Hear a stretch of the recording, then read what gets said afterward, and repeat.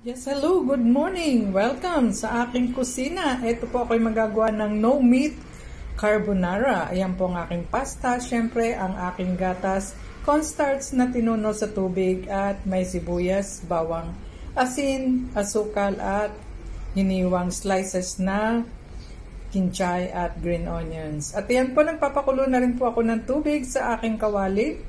At sa kabila naman ay umpisahan ko na rin pong maggisa ng sibuyas, bawang sa konting mantika at nilagay ko na rin po ang aking slices na green onions at kinchay. Ayan.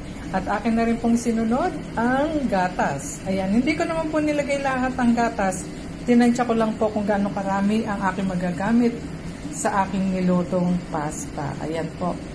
At pagkatapos nga niyan, aking hinalo-halo, nilagay ko na rin po ang asin at konting asukal.